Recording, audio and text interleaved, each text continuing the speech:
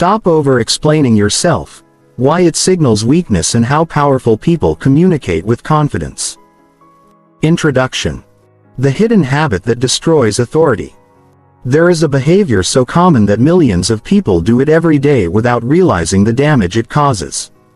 It appears in workplaces, relationships, friendships, business meetings, family conversations, social media posts, even simple text messages. Most people believe it makes them look honest, reasonable, transparent, kind. But in reality, it often does the exact opposite. The behavior is over-explaining. Imagine a simple situation. Someone asks why you cannot attend an event. A confident person says, "I won't be able to make it," and stops. An over-explainer says, "I won't be able to make it because I have a lot going on right now, and honestly I've been feeling exhausted lately, plus I promised someone else I'd help them, and I really wanted to come but..." The explanation continues. And continues. And continues. The words keep flowing because the real goal is not communication. The real goal is permission, approval, validation. The person hopes that if they explain enough, nobody will judge them. Nobody will be upset. Nobody will misunderstand. Nobody will reject them. What they do not realize is that every extra sentence communicates something unintended. I don't fully trust my own decision. Human beings are surprisingly good at detecting confidence, and surprisingly good at detecting insecurity. Not because they analyze every word consciously. Because confidence has a distinct emotional signature. Confidence feels calm. Confidence feels settled. Confidence does not rush. Confidence does not beg. Confidence does not plead its case. Confidence simply states reality. Over-explaining feels different. It feels nervous, defensive, uncertain. As if the speaker needs approval before they can trust themselves. This is why powerful people rarely over-explain. They understand a principle that changes everything. The more you try to convince people of your value, the less valuable you appear.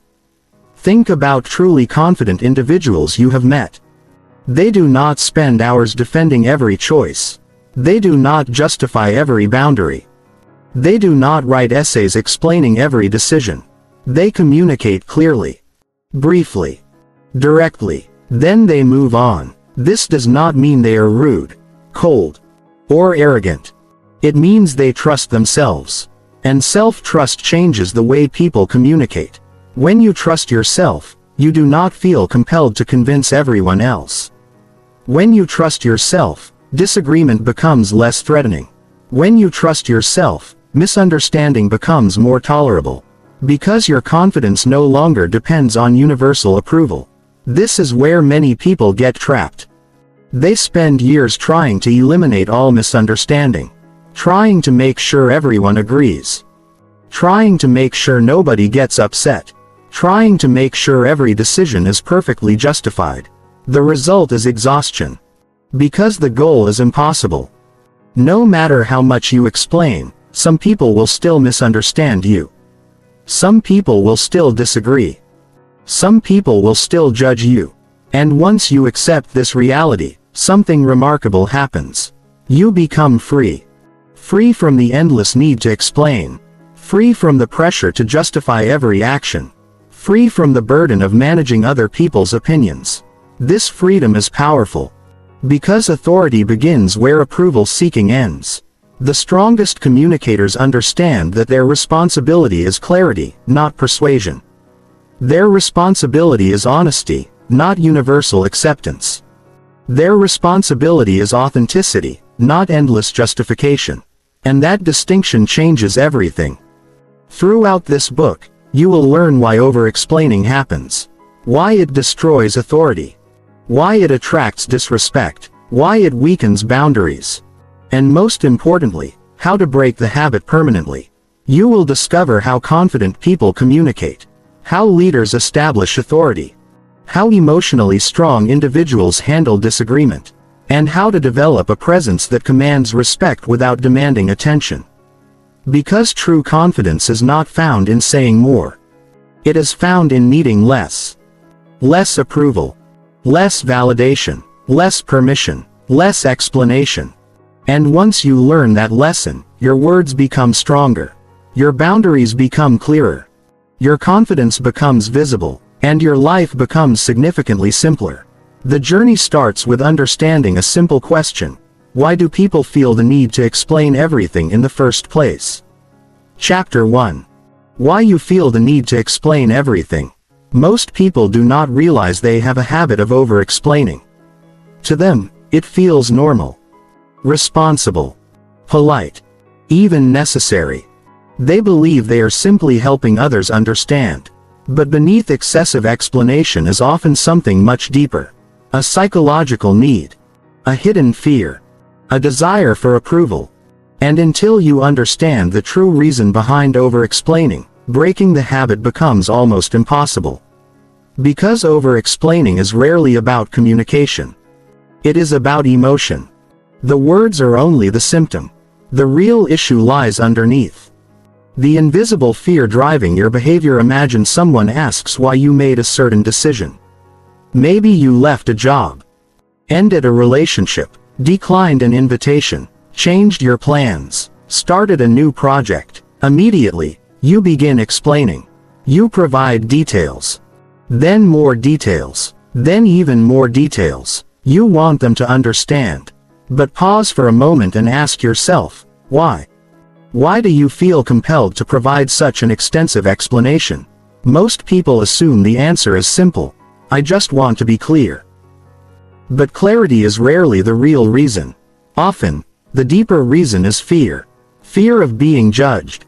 Fear of disappointing someone. Fear of being misunderstood. Fear of rejection. Fear of conflict. These fears create anxiety. And over-explaining becomes an attempt to reduce that anxiety. The desire to control other people's opinions. One of the strongest psychological drivers behind over-explaining is the desire to control perception. Human beings care deeply about how they are seen by others. We want to appear intelligent, kind, responsible, competent, reasonable. When we fear that someone may form a negative opinion of us, we often try to manage that opinion through explanation. For example, instead of saying, "I can't help this weekend," we say, "I can't help this weekend because I've been overwhelmed lately, and I have family responsibilities, and I promised someone else I would." The explanation grows. Not because the information is necessary. Because we want to protect our image. We want the other person to think, they're not selfish. They're not lazy. They're a good person. The explanation becomes an attempt to manage perception. Why approval feels so important. Human beings evolved in tribes. For most of history, acceptance meant survival. Rejection could be dangerous. Being excluded from the group carried serious consequences. As a result, the human brain developed a strong sensitivity to social approval. Even today, that ancient programming remains. We want acceptance. We want belonging. We want approval. And over-explaining often becomes a strategy for securing it. The brain quietly believes, if I explain enough, people will approve of me. The problem is that approval obtained this way is fragile.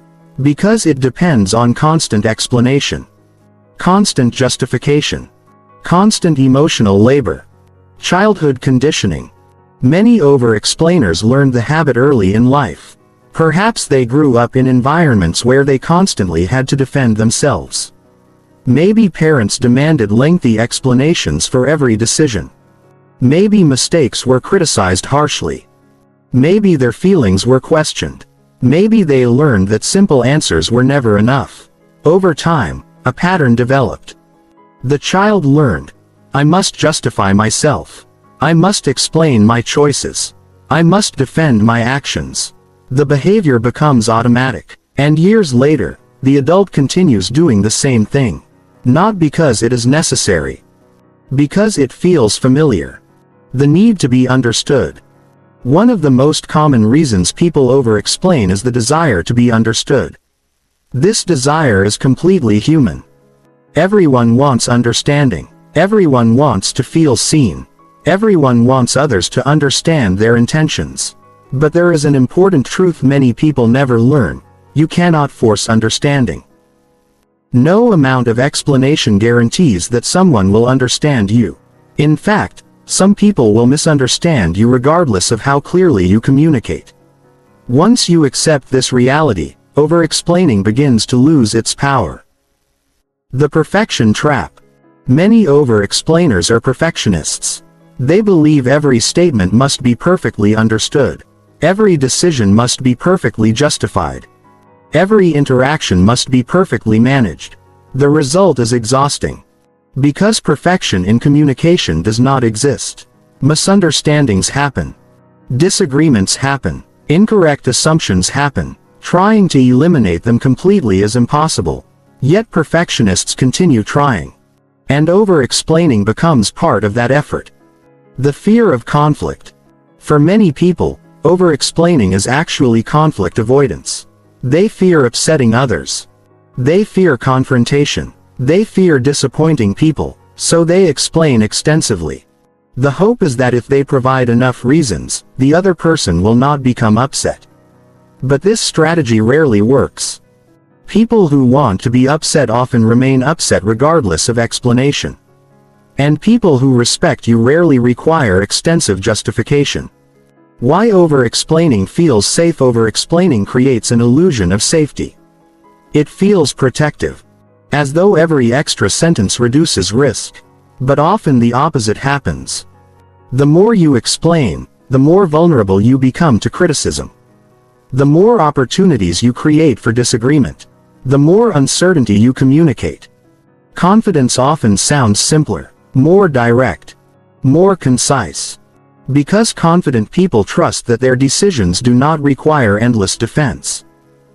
The hidden message you send. Communication always contains two messages: the explicit message and the emotional message. The explicit message might be, "I can't attend." But the emotional message may be, "Please don't be upset with me." Or, "Please approve of my decision." Or, "Please understand that I'm still a good person." People often respond more strongly to the emotional message than the words themselves. This is why over-explaining can unintentionally reduce respect. It communicates uncertainty, even when the decision itself is perfectly reasonable. The confidence difference. Imagine two people saying exactly the same thing. Person A: "I won't be available." Person B: "I won't be available because I've had a difficult week and there are several things happening and I hope that's okay and I really wish I could." The decision is identical, but the energy feels different. One communicates certainty, the other communicates doubt. This difference has nothing to do with intelligence. It has everything to do with self-trust. Why self-trust changes everything. People who trust themselves communicate differently. They do not feel compelled to justify every choice. Not because they are insensitive. Because they accept responsibility for their own decisions. They understand that not everyone will agree. And they are comfortable with that reality. Self-trust eliminates much of the emotional pressure that fuels over-explaining. Because once you trust yourself, other people's approval becomes less necessary. The approval addiction. Many people are not simply seeking approval. They are addicted to it. Approval provides emotional relief. Someone agrees. Someone understands. Someone validates. And the brain rewards that experience. Over time, the person becomes dependent on external validation. They explain more, seek reassurance more, need agreement more. The cycle continues. Breaking the cycle requires learning a new source of validation: yourself. The cost of constant explanation. Over-explaining appears harmless, but the long-term costs are significant. It weakens authority, reduces confidence, creates emotional exhaustion, encourages people-pleasing, makes boundaries harder to maintain, and often attracts individuals who expect constant justification. The habit slowly teaches others that your decisions are negotiable, that every no can be debated, that every boundary requires approval. The first step toward change. The first step is awareness. Notice when you explain beyond what is necessary. Notice when you justify simple decisions. Notice when you seek permission rather than communicate. Notice when fear drives the conversation. You do not need to stop immediately. Simply notice. Because awareness always comes before change. The truth about strong communication is not about saying more. It is about saying enough. Enough to communicate clearly. Enough to communicate respectfully. Enough to communicate honestly. And then stopping. No unnecessary defense. No endless justification. No desperate search for approval. Just clarity. Confidence. And self-respect. Chapter 2. The psychology of approval seeking. Every habit has a reward. If a behavior continues for years, it is because something inside us benefits from it. Over-explaining is no exception. On the surface, it looks like communication. But underneath, it is often a search. A search for acceptance. Validation. Reassurance. Approval. This chapter explores the hidden psychological force behind over-explaining, the need for approval. Because once you understand how approval seeking works, you begin to see why it quietly controls so many decisions, conversations, and relationships. And why breaking free from it can transform your confidence. The human need for acceptance approval seeking is not a character flaw. It is a human instinct. Every person wants to belong. To be liked. To be accepted. To be valued. These desires are natural. In fact, they helped our ancestors survive. Thousands of years ago, being accepted by the tribe increased your chances of survival. Being rejected could be dangerous. As a result, the human brain evolved to pay close attention to social approval. Even today, our brains react strongly to acceptance and rejection. A compliment feels rewarding. A criticism feels painful. Approval creates comfort. Disapproval creates discomfort. The challenge is not wanting approval. The challenge begins when approval becomes necessary for self-worth. When approval becomes a dependency, healthy people enjoy approval. Unhealthy approval seekers depend on it. There is a significant difference. A confident person thinks, "It's nice if people approve." An approval seeker thinks, "I need people to approve." One sees approval as a bonus. The other sees approval as a requirement. And once approval becomes a requirement, communication changes dramatically. Every conversation becomes a performance. Every decision becomes a negotiation. Every disagreement feels threatening, because self-worth becomes tied to other people's reactions. The hidden question behind over-explaining: most over-explainers are not actually answering questions. They are asking one. The question is usually invisible. It sounds like, "Do you still like me? Do you still respect me? Do you think I'm a good person? Are you upset with me?"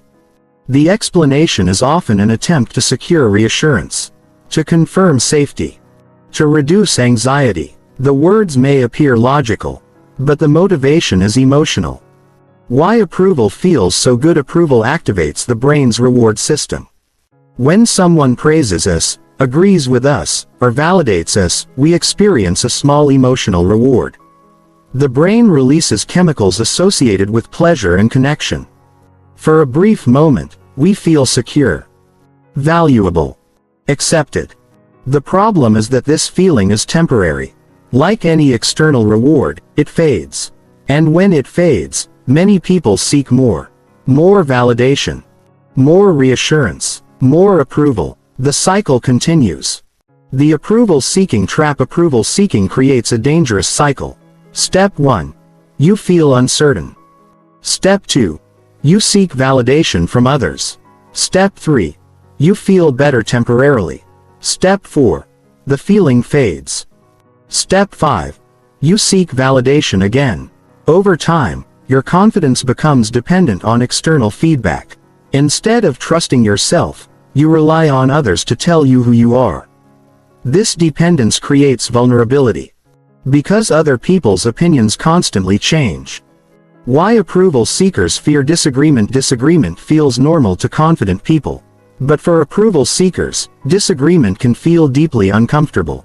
Not because disagreement is dangerous, Because disagreement threatens validation. If someone disagrees, the approval seeker often interprets it as, they don't respect me. They don't like me. They think I'm wrong. As a result, they begin explaining, defending, justifying, trying to win agreement, not because the issue is important, because approval feels important. The need to be liked. One of the strongest forms of approval seeking is the desire to be liked by everyone. At first, this sounds admirable. Who wouldn't want to be liked? The problem is that universal likability is impossible. No matter how kind you are, how intelligent you are, how careful you are, some people will dislike you. Some people will misunderstand you. Some people will disagree with you. Trying to prevent this is exhausting. And over-explaining is often an attempt to achieve the impossible. Why people pleasers over-explain? People pleasers often become chronic explainers. The reason is simple. They fear disappointing others. Imagine saying, no. A confident person sees this as a complete sentence. A people pleaser often feels uncomfortable. The word, no, feels insufficient. So they add explanations, excuses, justifications, details. The goal is not communication. The goal is reducing guilt. And guilt is one of the strongest drivers of approval-seeking behavior. The illusion of control. Approval seeking often creates the illusion of control. People believe, if I explain enough, they'll understand. If they understand, they'll agree. If they agree, everything will be okay. But reality does not work that way. People can fully understand your position and still disagree. People can understand your reasons and still be disappointed. People can understand your choices and still judge you. Understanding does not guarantee approval. And accepting this truth is liberating. Why approval seeking weakens authority? Authority comes from self-trust. Approval seeking comes from self-doubt.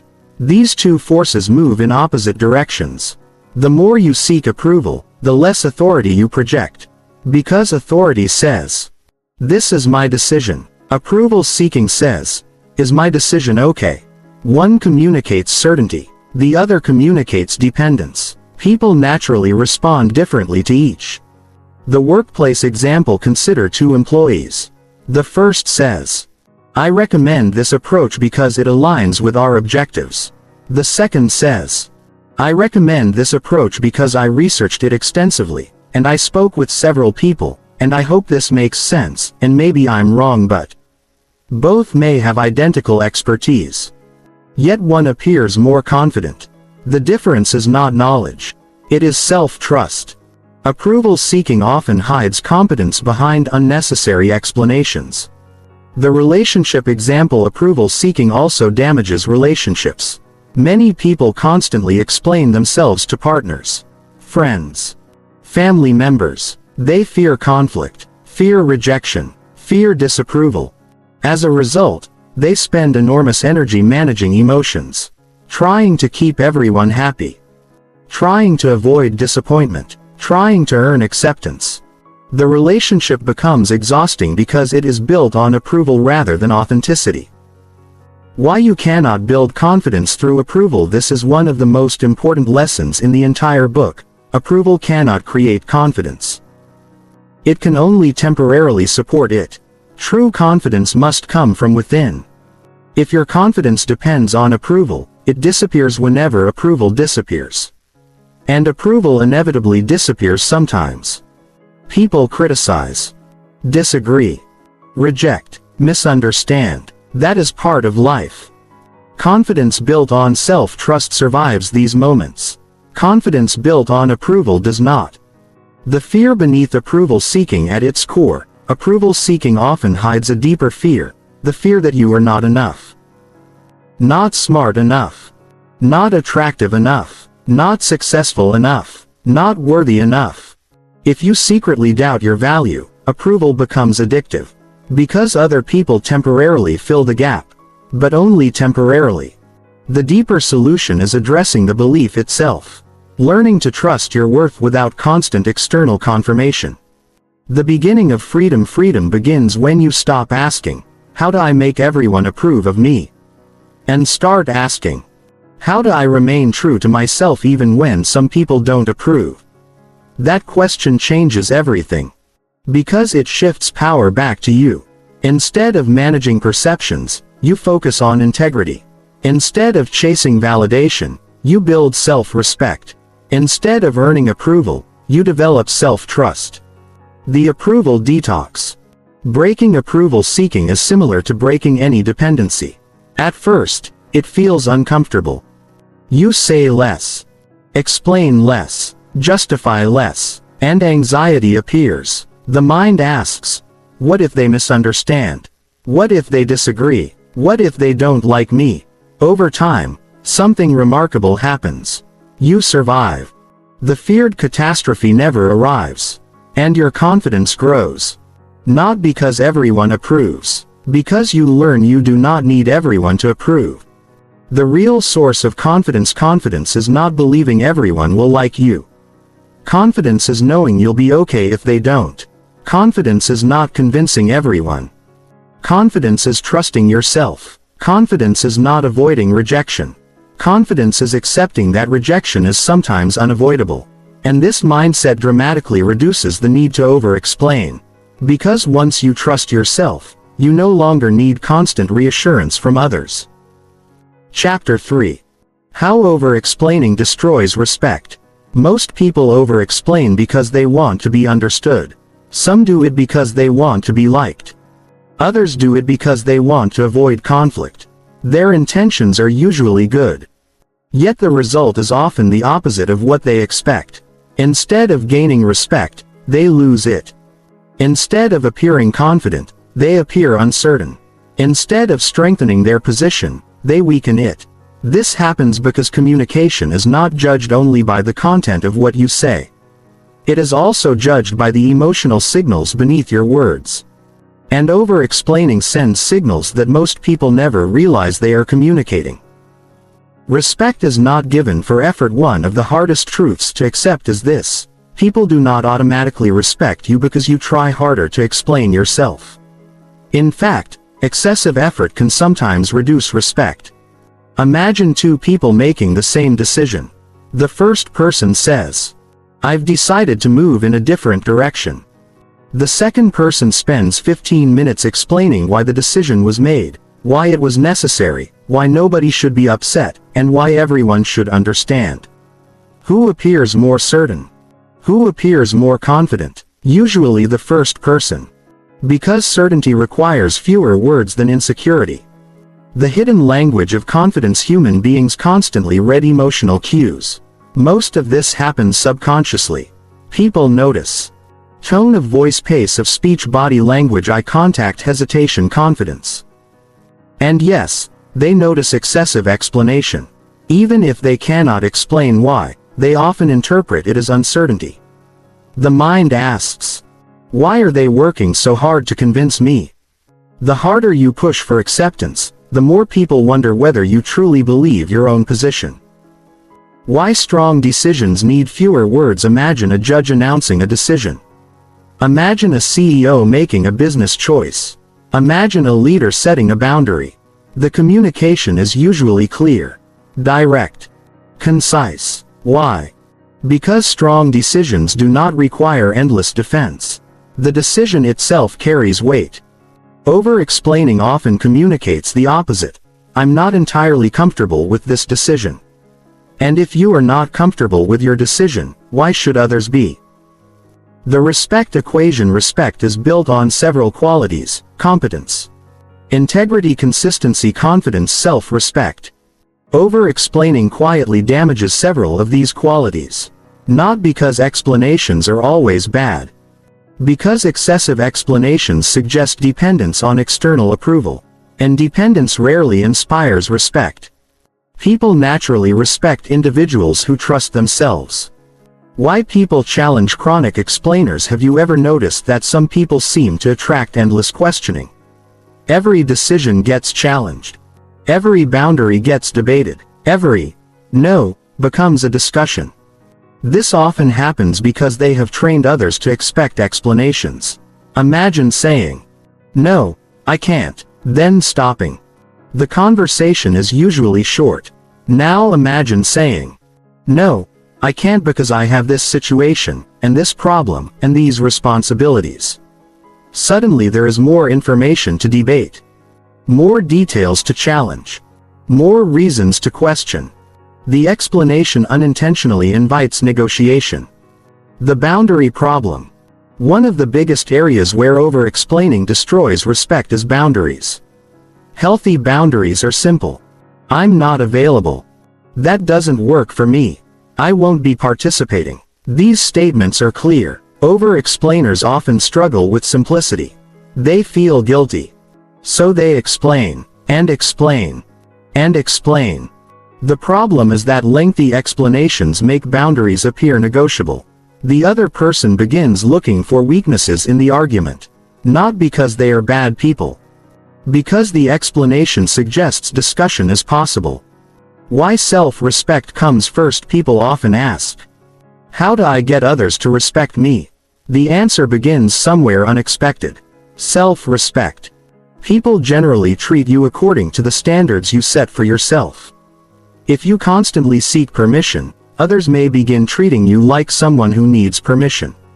If you constantly defend your choices, others may begin acting as though your choices require defense. If you constantly justify yourself, others may begin expecting justification. Your behavior teaches people how to interact with you. The approval trap. In respect, there is an interesting psychological paradox. The more desperately someone wants approval, the less respect they often receive. Why? Because approval seeking communicates dependency. It suggests, "Your opinion determines my emotional state." People rarely respect emotional dependence. They may feel sympathy. They may feel affection. But respect grows when someone demonstrates independence. The ability to stand by their decisions even when approval is absent. The workplace example. Consider an employee presenting an idea. Employee A says, "This is my recommendation." Employee B says, "This is my recommendation, although I might be wrong, and maybe there are better ideas, and I don't want anyone to think I'm pushing my opinion." The second employee may be equally intelligent. Possibly more intelligent. Yet they often appear less confident. Because they spend more time weakening their own position than presenting it. People respect conviction. Not arrogance. But conviction. And conviction requires trust in your own thinking. Why over-explaining signals doubt? Every unnecessary explanation carries a subtle message. I need you to agree. Or, I need you to understand. Or, I need you to approve. The problem is that respect grows when people sense self-trust. And self-trust does not require constant validation. When you trust your decision, you communicate it. You do not endlessly defend it. The parent and child dynamic. Over-explaining can accidentally create a parent-child dynamic in conversations. The over-explainer behaves as though they must justify themselves. The other person unconsciously assumes the role of evaluator. The relationship becomes unequal. One person seeks approval, the other grants or withholds it. This dynamic quietly reduces respect. Because respect thrives between equals, not between approval seekers and judges. Why silence often creates more respect? Many people fear silence. They rush to fill every gap. But silence often communicates confidence. When you make a statement and remain comfortable afterward, people sense certainty. You appear settled, grounded, confident. Not because you are speaking less. Because you are demonstrating trust in your own position. Silence often says, "I've said what needed to be said." And that message carries weight. The difference between explaining and defending. There is nothing wrong with explaining. Healthy communication requires explanation. The problem arises when explanation becomes defense. Explanation informs. Defense seeks permission. Explanation clarifies. Defense pleads. Explanation serves communication. Defense serves insecurity. Learning the difference is essential. Why powerful people don't rush to defend themselves? Powerful people understand something important. Not every accusation deserves a response. Not every misunderstanding requires correction. Not every criticism requires defense. This does not mean they ignore reality. It means they choose their battles carefully. They understand that constant defense often strengthens attacks rather than weakening them. And they refuse to spend their lives proving themselves to everyone. Respect and emotional stability. People respect emotional stability. They trust those who remain composed under pressure. Over-explaining often emerges from emotional discomfort, anxiety, fear, guilt. The explanation becomes an attempt to reduce those emotions. But the more emotionally stable person tolerates discomfort, they can survive disapproval, misunderstanding, criticism. And because they can survive those experiences, they communicate with greater confidence. The cost of seeking universal approval. Many over-explainers secretly pursue an impossible goal: universal approval. They want everyone to understand, everyone to agree, everyone to approve, everyone to like them. The problem is obvious. No human being has ever achieved this. Not leaders. Not celebrities. Not saints. Not geniuses. Nobody. The pursuit itself guarantees frustration, and often leads to endless explanations. The confidence shift. The moment respect begins increasing is often the moment you stop trying so hard to earn it. You stop defending every decision. Stop explaining every boundary. Stop justifying every preference. You become comfortable saying, "This is my choice," and leaving it there, not because you are stubborn, because you trust yourself. And self-trust is visible. People can feel it. The freedom of letting people think what they want. One of the most liberating realizations in life is this: people are going to form opinions anyway. Some will admire you. Some will misunderstand you. Some will disagree with you. Some will criticize you. No amount of explanation can completely control this. Once you accept that reality, you stop spending energy managing perceptions and start focusing on living authentically. Chapter 4. The fear of being misunderstood. One of the deepest reasons people over-explain has nothing to do with approval. Nothing to do with intelligence. Nothing to do with communication skills. It comes from a fear that lives quietly beneath the surface, the fear of being misunderstood. This fear is powerful. Powerful enough to make people talk long after their point has been made. Powerful enough to make them explain the same idea 5 different ways. Powerful enough to make them defend decisions nobody was questioning in the first place. Because many people carry an unspoken belief: if people misunderstand me, something bad will happen. And so they explain. And explain. And explain. Trying desperately to prevent misunderstanding before it occurs. But the truth is more complicated than that. Why being understood feels so important. Every human being wants to feel understood. It is one of our deepest emotional needs. To be seen accurately. To have our intentions recognized. To feel that someone truly understands who we are. When this happens, we feel connected, safe, valued, accepted. The experience is deeply rewarding. This is why misunderstanding feels painful. It threatens connection. And because humans value connection, we naturally try to avoid being misunderstood. The emotional pain of misunderstanding. Think about a time when someone completely misunderstood your intentions. Perhaps you tried to help and were accused of selfishness. Perhaps you set a boundary and were called rude. Perhaps you made a difficult decision and were judged unfairly. The frustration probably felt intense. Not because of the event itself. Because you knew the story inside your head. You knew your reasons, your intentions, your motives. And it felt unfair that someone else could not see them. This emotional discomfort often becomes the fuel for over-explaining. The quest for perfect understanding. Many people unconsciously pursue a goal that is impossible: perfect understanding. They want everyone to see them exactly as they see themselves.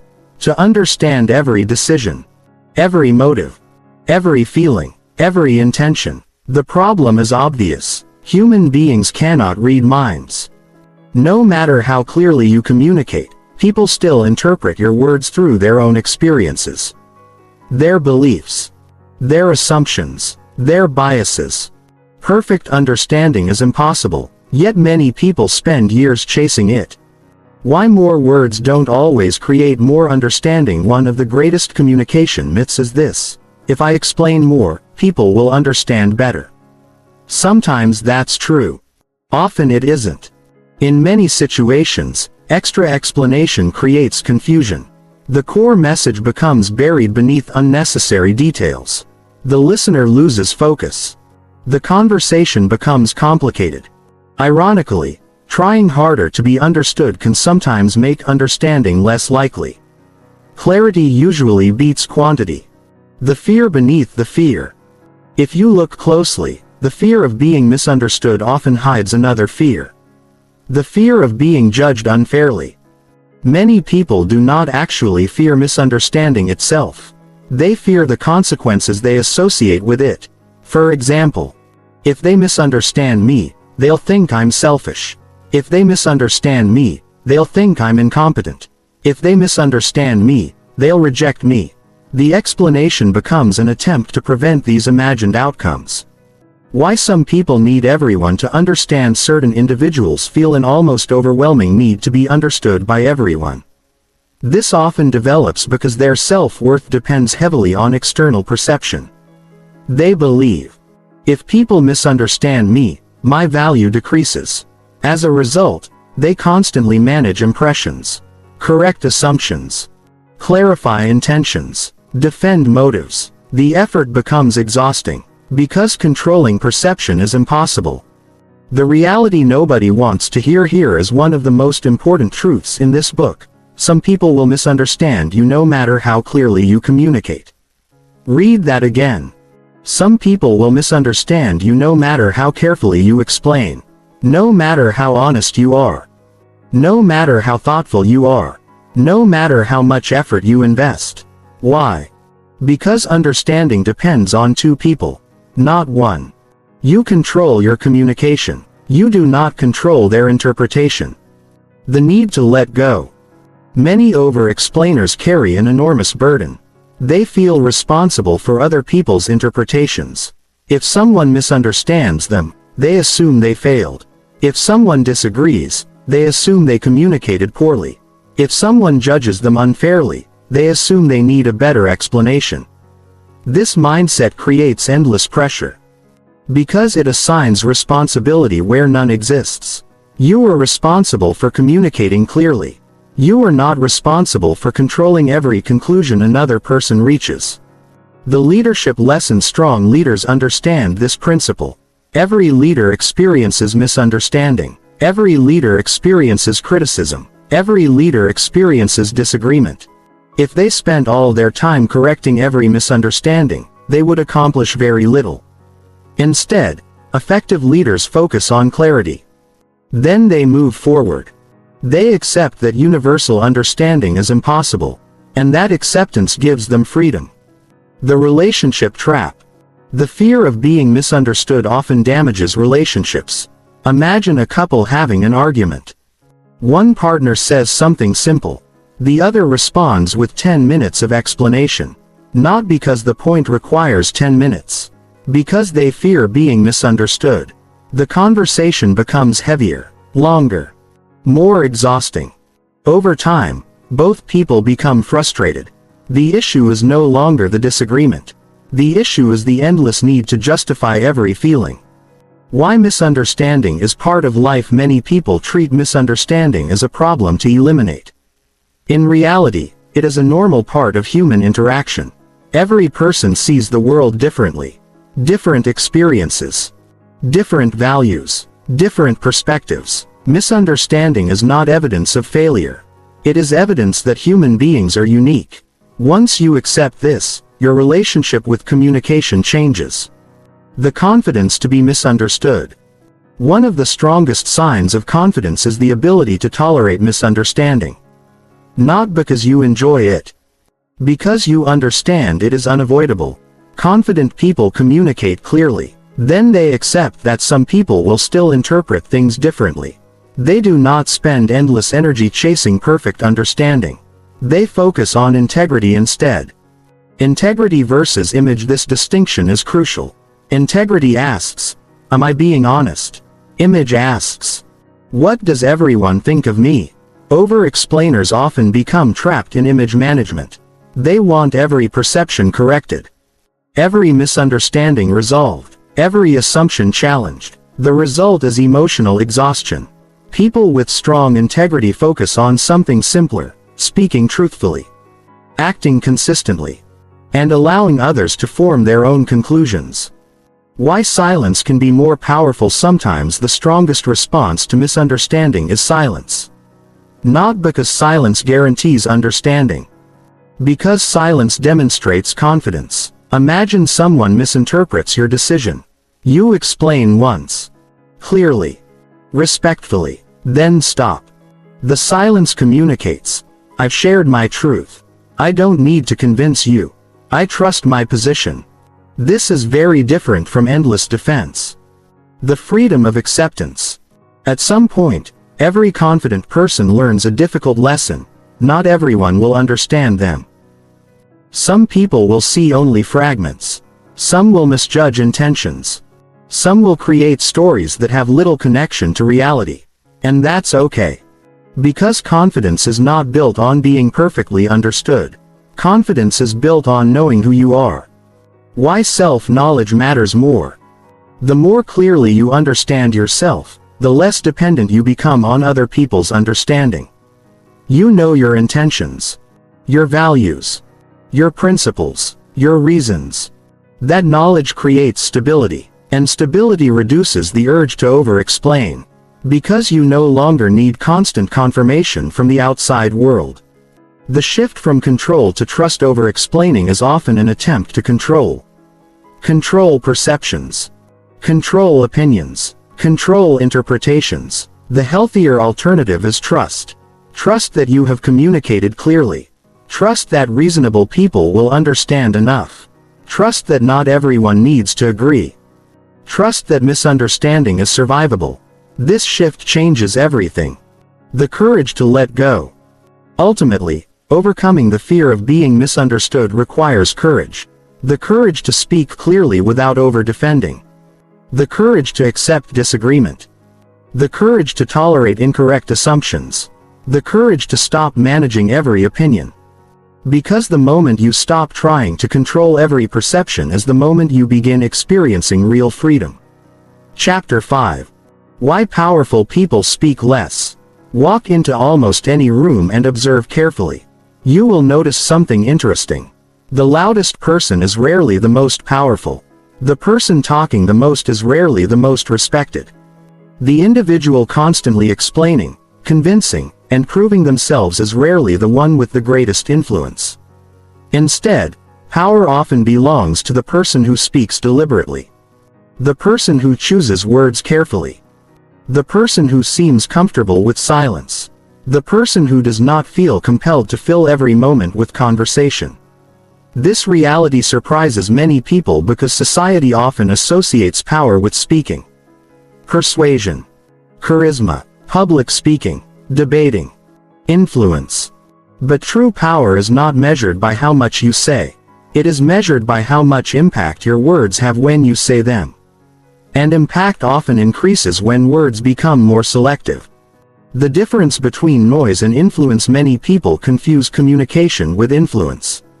They assume that talking more creates more influence. In reality, excessive communication often creates the opposite effect. When someone speaks constantly, people stop paying attention. The words blend together. The listener begins filtering information. Nothing stands out. Nothing feels important. Influential people understand this principle instinctively. They know that attention is limited. And they protect it carefully. Instead of trying to dominate conversations, they focus on contributing value. The result is simple. When they speak, people listen. Why powerful people don't rush. One of the clearest signs of confidence is the absence of urgency. Confident people rarely rush to explain, rush to defend, rush to justify, rush to respond. They move at a different pace. Not because they are slow thinkers. Because they are comfortable. Comfortable with silence. Comfortable with pauses. Comfortable with letting a statement stand on its own. Insecure people often feel pressure.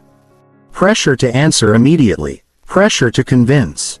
Pressure to prove themselves. That pressure creates unnecessary words. Powerful people trust that they do not need to earn attention every second. The confidence of brevity. Consider two responses. The first, I disagree. The second, well, I disagree, but maybe I'm missing something, and I don't want to offend anyone, and I understand your point, and perhaps you're right, but. The first response feels stronger. Not because it is aggressive. Because it is clear. Brevity often communicates confidence. Length often communicates uncertainty. This does not mean every answer should be short. It means powerful communicators remove unnecessary words. They say what matters. Then stop. Why leaders speak carefully. Great leaders understand that words carry consequences. Every statement influences perception, morale, direction, trust. Because of this, leaders often speak less than others expect. They think before responding. Reflect before reacting. Choose words intentionally. They understand that careless speech creates unnecessary problems. And unnecessary speech often becomes careless speech. The less frequently you speak, the more likely you are to choose your words wisely. The power of observation. People who talk constantly miss important information. They are too busy expressing themselves. Too busy explaining. Too busy filling silence. Powerful people often gain an advantage because they observe. They notice patterns, emotions, motivations, reactions, details. They learn while others perform. And information is power. Every moment spent listening is a moment spent gathering information. Every moment spent talking is a moment spent revealing information. The most effective communicators understand this balance. Why silence creates authority. Authority often comes from certainty. And certainty rarely feels noisy. Imagine a surgeon before a difficult operation. A military commander during a crisis. A CEO during an important announcement. Would constant talking inspire confidence? Probably not. People look for calmness, clarity, composure. Silence contributes to all three. It creates the impression of control. Not because silence itself is magical. Because silence suggests that a person is comfortable enough not to seek constant reassurance. The need to impress. Many people speak excessively because they want to impress others. They want to demonstrate intelligence, experience, knowledge, competence. The irony is that this often backfires. The harder someone tries to appear impressive, the less impressive they seem. Because genuine confidence does not advertise itself constantly. It simply exists. Powerful people do not spend every conversation proving their value. They trust that their value will reveal itself naturally. Why talking too much creates vulnerability. Every additional sentence creates opportunity. Opportunity for misunderstanding. Opportunity for contradiction. Opportunity for weakness. This does not mean speaking is dangerous. It means unnecessary speech carries unnecessary risk. Powerful communicators understand this. They answer questions, express ideas, share opinions. But they rarely volunteer excessive information. Not because they are secretive. Because they are intentional. The psychological effect of scarcity. Human beings value scarce things. Rare opportunities. Rare resources. Rare experiences. The same principle applies to communication. Words become more valuable when they are not overused. Imagine someone who rarely speaks but consistently says meaningful things. People begin paying attention, expecting value, listening carefully. Now imagine someone who speaks non-stop. Attention decreases. Not because the person lacks intelligence. Because abundance reduces perceived value. Scarcity increases it. Why powerful people don't need the last word. Many conversations become battles for the final sentence. Someone makes a point. Another responds. Then another response follows. And another. The cycle continues. Often because one person needs validation, needs victory, needs control. Powerful people rarely feel this need. They understand that winning an argument is not always the same as achieving influence. Sometimes silence demonstrates more confidence than another response ever could. Sometimes walking away demonstrates more strength than staying engaged. The need for the last word is often a symptom of insecurity, not power. Emotional control in speech. The less control people have over their emotions, the more likely they are to overtalk. Anger produces long explanations. Fear produces long explanations. Anxiety produces long explanations. The words become emotional outlets. Powerful people develop a different relationship with emotion. They feel emotions. But they do not immediately surrender to them. They pause. Think. Reflect. This emotional control naturally reduces unnecessary speech. Because not every feeling becomes a conversation.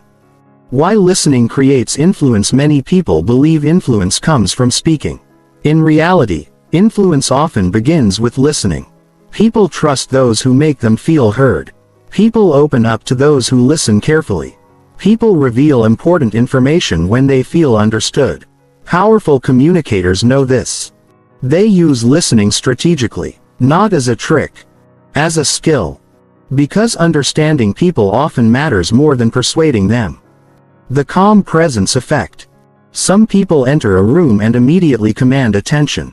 Not through volume. Not through charisma. Not through constant talking. Through presence. They appear calm, grounded, self-assured. Part of this presence comes from restraint. They are not chasing attention. Not competing for validation. Not trying to prove themselves.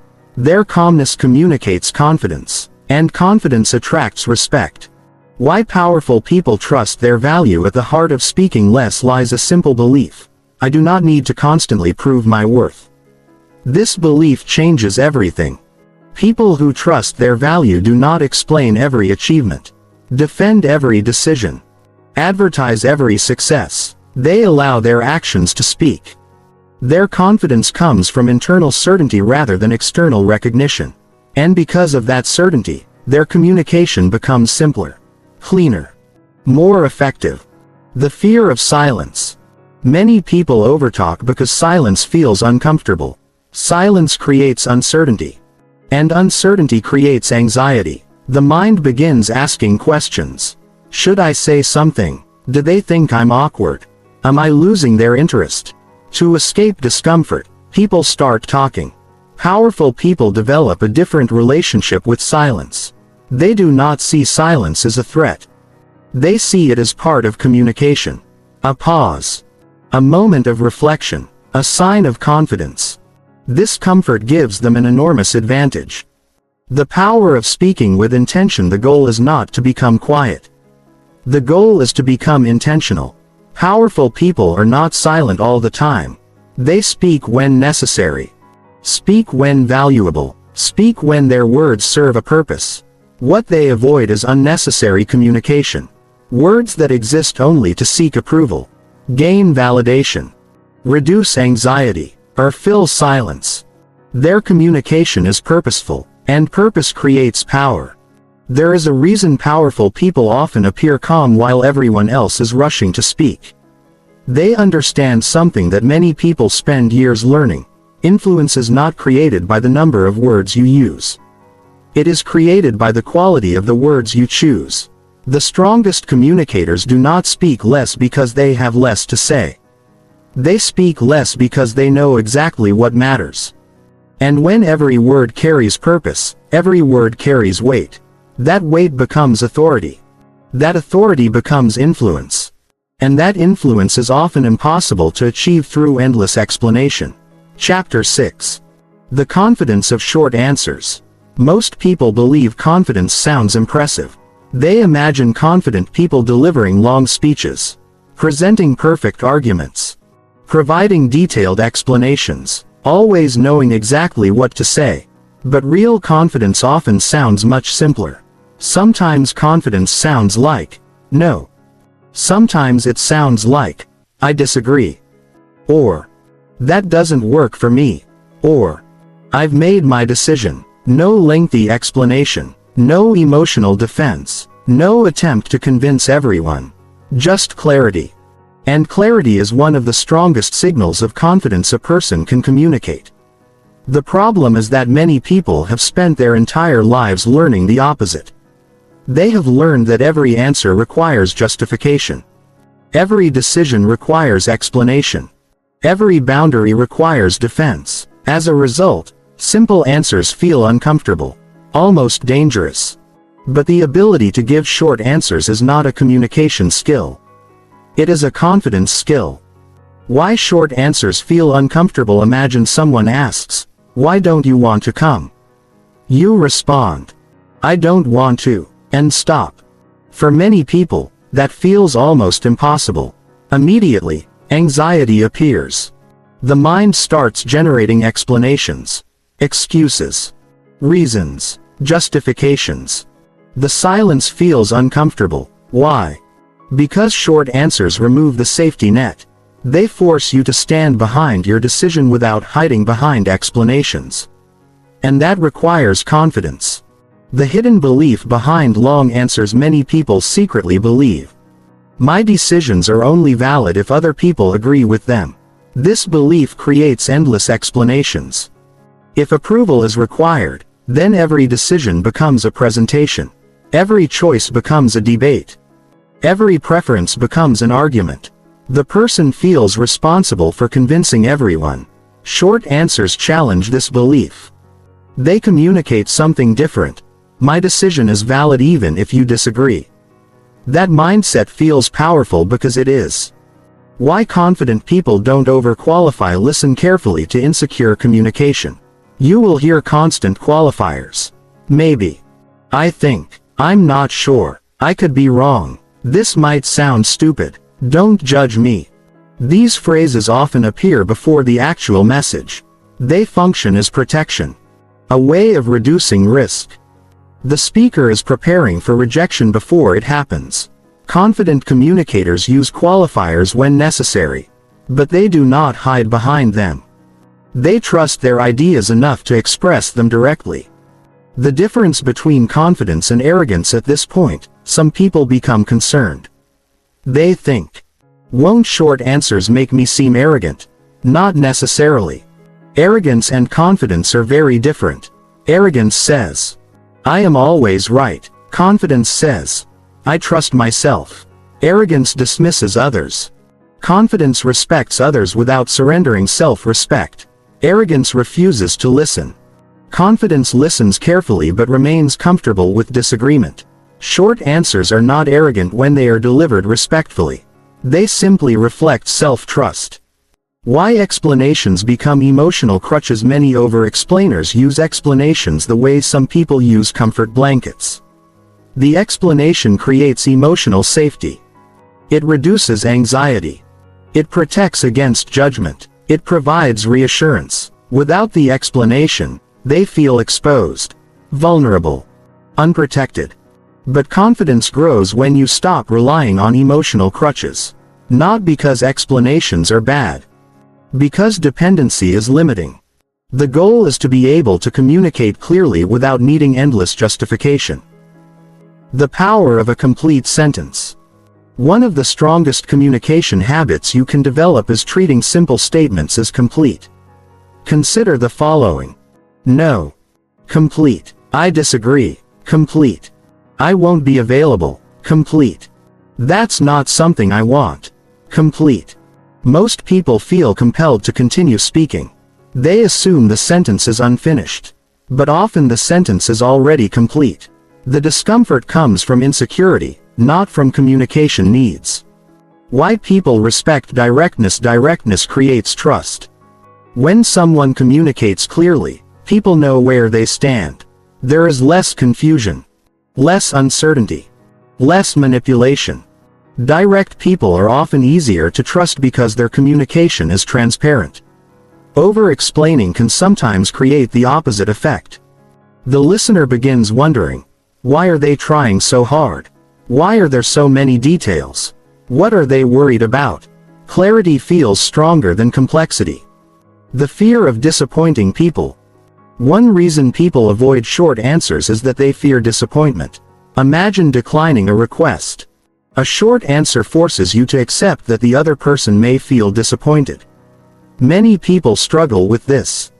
They want to remove the disappointment, reduce it, eliminate it, so they explain. The explanation becomes an attempt to manage someone else's emotions. But disappointment is not always a problem. Sometimes disappointment is simply reality. And emotionally mature people understand that. Why boundaries require brevity. Strong boundaries are usually short. Weak boundaries are often long. Consider these examples. Strong boundary: I won't be able to help.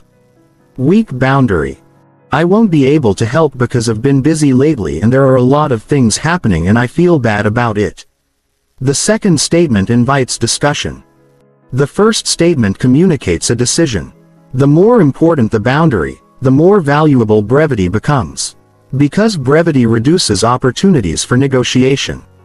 The negotiation effect. Every additional explanation creates material for debate. Imagine saying, I can't attend. Simple. Now imagine adding, I can't attend because I'm tired. Suddenly someone can respond, you can rest afterward. Add another reason. They challenge that reason too. The conversation becomes a negotiation. Not because your boundary was weak. Because your explanation created openings. Short answers often close those openings. Why leaders use clear language. Leaders are often required to make difficult decisions. If they explained every decision endlessly, they would spend their lives defending themselves. Instead, effective leaders focus on clarity. They explain what is necessary. Then move forward. This does not mean they ignore questions. It means they avoid becoming trapped in endless justification. Leadership requires decisiveness. And decisiveness requires comfort with concise communication. The relationship between self-trust and brevity. Short answers become easier as self-trust grows. Because self-trust removes the need for constant reassurance. You stop asking, do you approve? Do you understand? Are you okay with this? And start saying, this is my decision. Not aggressively, not defensively, simply honestly. That shift transforms communication. Why silence strengthens short answers. Many people sabotage short answers by immediately filling the silence afterward. They say, no. Then panic. Then explain for 5 minutes. The real skill is not giving the short answer. The real skill is tolerating the silence afterward. Silence allows the answer to stand. Allows confidence to be visible. Allows self-respect to remain intact. Without silence, short answers lose much of their power. The emotional test. One way to measure confidence is simple. Can you give a short answer and remain emotionally comfortable afterward? Can you say, no, and stop? Can you say, I disagree, and stop? Can you say, that's not for me, and stop? If not, the challenge is usually emotional rather than verbal. The words are easy. The discomfort afterward is what people struggle with. Why powerful communicators don't chase understanding. They communicate clearly. But they do not chase endless understanding. They do not spend hours convincing, correcting, defending, explaining. At some point, they trust that their message has been delivered. And they let it go. This ability creates enormous emotional freedom. Because they stop carrying responsibility for everyone else's reactions.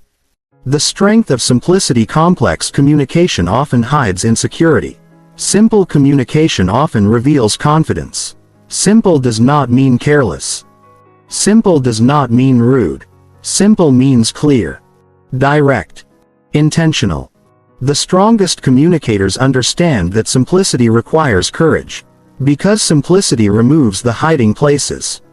You stand behind your words without layers of protection, without endless qualifications, without unnecessary defense.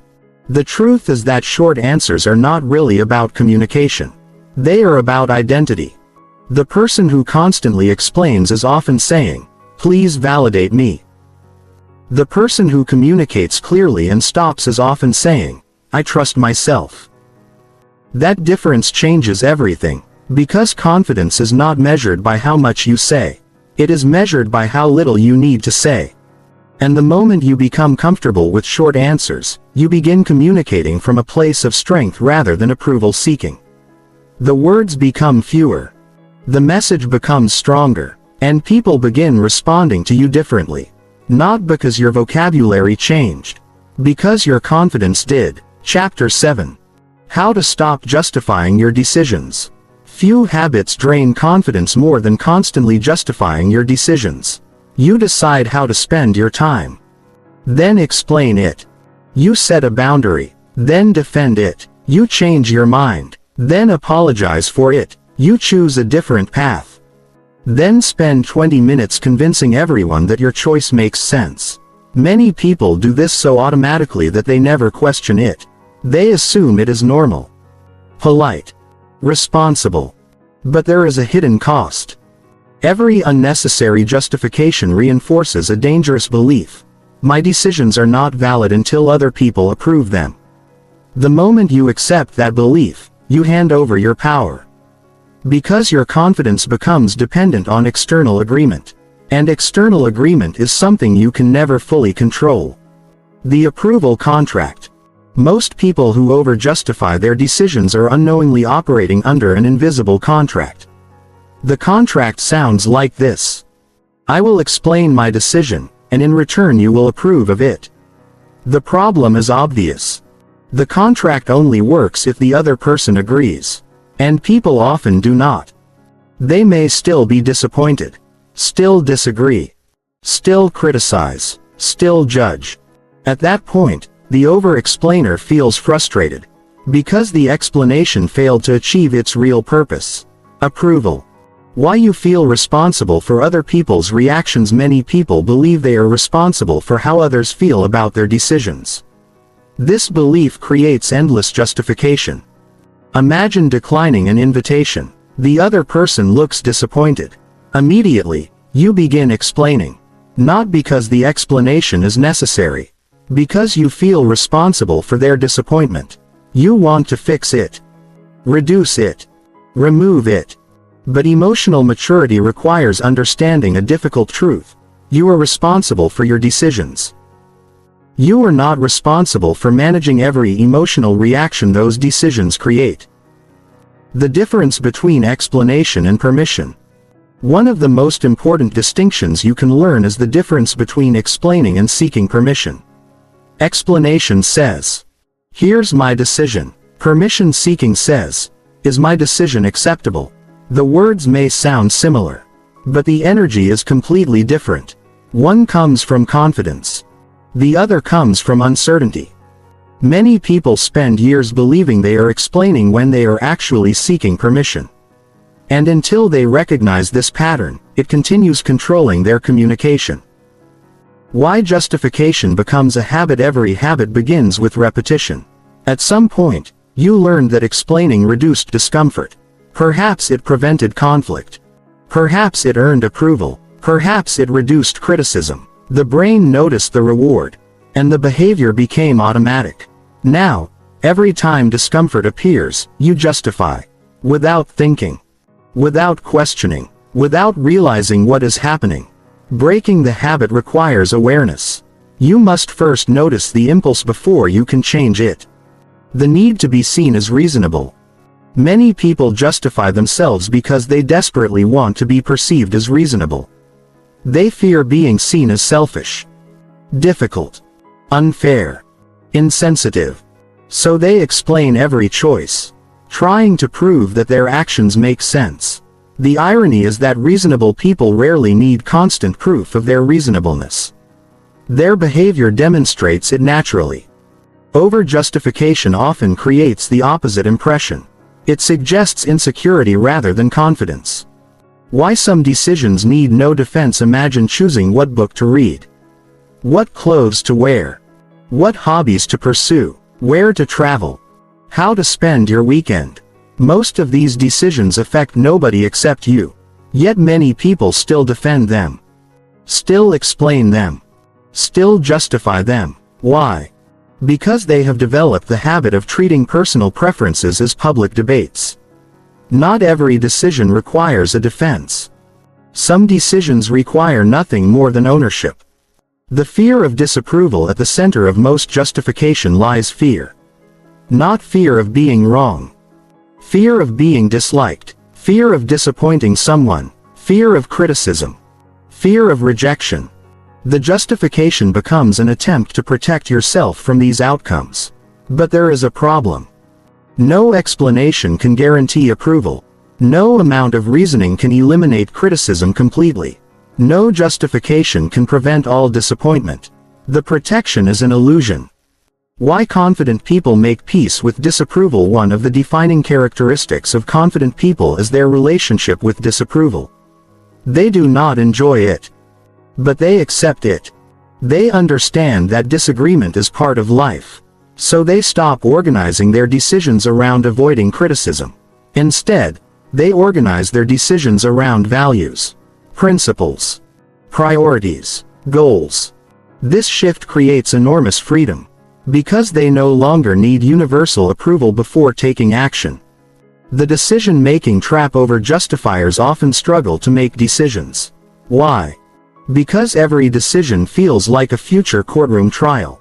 The mind immediately begins imagining objections, questions, criticism, judgment.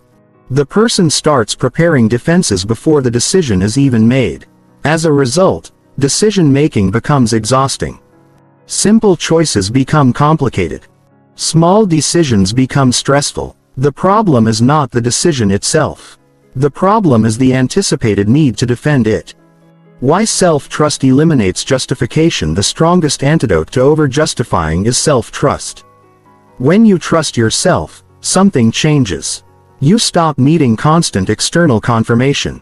You stop treating every decision like a debate. You stop searching for evidence that your choice is acceptable. Instead, you evaluate your decision internally. You ask, does this align with my values? Does this make sense to me? Is this consistent with my priorities? And once you have your answer, you move forward. The boundary test. One of the easiest ways to identify a justification habit is to examine your boundaries. When you say no, what happens next? Do you stop speaking? Or do you immediately begin defending yourself? Many people struggle with this. The boundary itself feels fine. The silence afterward feels unbearable. So they fill the silence with explanations. The explanation becomes a way of easing guilt. But guilt is not evidence that your boundary is wrong. It is often evidence that your boundary is unfamiliar. Why guilt creates over-explaining. People often confuse guilt with wrongdoing. They assume, if I feel guilty, I must be doing something wrong. But emotions are not always accurate indicators. You can feel guilty for saying no, setting a boundary, prioritizing yourself, protecting your time. None of those actions are inherently wrong. The guilt often comes from conditioning, not reality. Understanding this makes it easier to stop justifying yourself. The need to convince everyone. Many people approach decisions as if they must convince every observer. Friends, family, coworkers, strangers. Everyone must understand. Everyone must approve. Everyone must agree. This mindset creates endless stress. Because agreement is never guaranteed. The healthier alternative is simpler. Make decisions you can explain to yourself, not decisions you can defend to everyone else. Why results speak louder than explanations. There is a reason powerful people often explain less. They understand that results eventually replace arguments. You can spend years defending a decision, or you can allow the outcome to speak for itself. Results are often more persuasive than explanations, because evidence carries more weight than words. People who trust their choices often allow time to do the convincing. The freedom of owning your choices. Ownership sounds simple, but it changes everything. Ownership means saying, "This is my decision," not, "This is my decision, and here are 12 reasons why you should approve." Just, "This is my decision." Ownership removes the need for excessive defense. Because the goal is no longer approval. The goal is alignment. You are making choices based on your values rather than other people's expectations. Why some people will never be satisfied. One reason justification becomes endless is that some people are impossible to satisfy. No explanation is enough. No reason is acceptable. No decision is good enough. If you rely on their approval, you will spend your life defending yourself. Confident people recognize this reality. They stop chasing impossible standards. And once they stop chasing them, they stop explaining so much. The practice of stopping early. One practical way to break the habit is simple. After making a decision, explain it once. Then stop. Notice the urge to continue. Notice the anxiety. Notice the desire to add more details. Then resist it. Let the discomfort exist. The more often you practice this, the easier it becomes. Because confidence develops through action, not theory. The new standard: instead of asking, "How can I make everyone understand my decision?" ask, "Have I communicated clearly?" If the answer is yes, your responsibility is complete. Everything beyond that belongs to the other person. Their reaction, their interpretation, their opinion, their approval. Those things are outside your control. And freedom begins when you stop trying to control them. Powerful people do not spend their lives defending every choice. They make decisions. Communicate them clearly. Accept the reactions that follow. And move forward. Not because they are indifferent. Because they understand something many people never learn. A decision does not become valid because other people approve of it.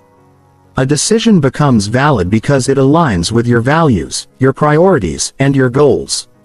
The more you trust that truth, the less you feel compelled to justify yourself. And the less you justify yourself, the more confidence you naturally project. Chapter 8. The Power of Silence and Emotional Control. Most people think communication is about speaking. Learning what to say. How to say it. When to say it. How to persuade. How to influence. How to convince. But the most powerful communicators understand something deeper. Communication is just as much about what you do not say as what you do. And nowhere is this more obvious than in the relationship between silence and emotional control. The ability to remain silent when emotions demand a reaction is one of the strongest forms of power a person can develop. Not because silence is mysterious. Not because silence manipulates people. But because silence reveals mastery over yourself. And self-mastery is the foundation of confidence. Why most people react instead of respond. Think about the last time someone criticized you. Questioned your judgment. Doubted your intentions. Disagreed with your opinion. Perhaps they insulted you. Misunderstood you. Or challenged your authority. What happened inside you? Most likely, there was an emotional reaction. Anger. Frustration. Embarrassment. Defensiveness. The emotion appeared instantly. This is normal. The problem begins when people immediately act on that emotion. The criticism arrives. The defense begins. The explanation starts. The argument grows. The emotional reaction takes control. And once emotion takes control, communication often becomes weaker. The invisible battle. Every difficult conversation contains two battles. The external battle. And the internal battle. The external battle involves words. Opinions. Disagreements. Arguments. The internal battle involves emotions. Fear. Ego. Insecurity. Anger. Pride. The mistake most people make is focusing entirely on the external battle while losing the internal one. Powerful people reverse this. They focus first on mastering themselves. Because once the internal battle is won, the external battle becomes much easier. Why silence feels so difficult. Silence becomes difficult when emotions become intense. When someone attacks your character. Silence feels uncomfortable. When someone accuses you unfairly. Silence feels impossible. When someone challenges your decisions. Silence feels dangerous. The mind immediately demands action. It wants to defend, correct, explain, convince, fight back. Silence interrupts this pattern, and because it interrupts the pattern, it feels uncomfortable. At least initially. The pause that changes everything. There is a small moment that separates emotional people from emotionally controlled people. A pause. That pause may only last a few seconds. But it changes everything. Within that pause, a choice becomes possible. Without the pause, reaction is automatic. With the pause, response becomes intentional. This is where emotional control begins. Not with suppressing emotions, not with pretending not to care, but with creating space between feeling and action. Why emotion creates over-explaining? Most over-explaining happens during emotional discomfort. The person feels attacked, misunderstood, rejected, judged. The explanation becomes an attempt to reduce that discomfort. But because the explanation comes from emotion, it often becomes excessive. The person is no longer communicating. They are regulating feelings through words. The conversation becomes less about clarity and more about emotional relief. The need to defend yourself. One of the strongest emotional impulses is self-defense. Human beings naturally want to protect their image, their reputation, their identity. When those things feel threatened, the instinct to defend becomes powerful. But not every threat requires a response. And not every criticism deserves your energy. Emotionally strong people understand this. They choose carefully. Because they know that constant defense often weakens authority rather than strengthening it. Why calmness creates power? Imagine two people in a disagreement. One becomes emotional, raises their voice, interrupts, explains endlessly. The other remains calm, speaks deliberately, pauses before responding. Who appears more confident? Usually the calmer person, not because they are necessarily right. Because emotional control creates the perception of strength. People instinctively trust those who appear capable of managing themselves. The relationship between silence and confidence. Silence is often misunderstood. Many people assume silence signals weakness, fear, submission. But in many situations, silence signals confidence. The confident person does not feel compelled to respond immediately. They are comfortable waiting, comfortable thinking, comfortable observing, comfortable allowing tension to exist. This comfort creates presence, and presence creates influence. Why emotional control is rare? Emotional control is difficult because modern life rewards immediacy. Instant replies, instant opinions, instant reactions, instant outrage. People are encouraged to react quickly. But wisdom rarely operates at high speed. Wisdom prefers reflection, patience, observation, deliberation. The ability to slow down has become a competitive advantage because so few people practice it. The strength of not explaining. Imagine someone challenges your decision. Instead of launching into a 5-minute defense, you simply say, "I've made my decision." Then stop. No anger, no hostility, no emotional explanation, just certainty. Many people struggle to do this. Not because the words are difficult. Because the silence afterward feels uncomfortable. But that silence is where confidence becomes visible. Why silence reveals character? When people cannot control their emotions, silence becomes impossible. They must react, must respond, must defend, must explain. Silence exposes emotional dependence. It reveals whether someone can tolerate discomfort without immediately escaping it. This is why silence often feels challenging. It forces you to confront your emotions directly, without distraction, without explanation, without defense. The emotional cost of constant reaction. Reactive people live exhausting lives. Every criticism becomes a battle. Every disagreement becomes an argument. Every misunderstanding becomes a project. Their emotional state is constantly controlled by external events. Someone says something upsetting. Their day is ruined. Someone criticizes them. Their confidence disappears. Someone disagrees. They become defensive. This creates emotional instability, and emotional instability weakens communication. Why powerful people choose their battles. One characteristic shared by strong leaders, negotiators, and communicators is selectivity. They do not respond to everything. They do not engage every criticism. They do not fight every battle. They understand that attention is limited. Energy is limited. Time is limited. Therefore, they choose carefully. This selectivity creates power, because it prevents emotional exhaustion. Silence during conflict. Conflict reveals character. Anyone can remain calm when everything is easy.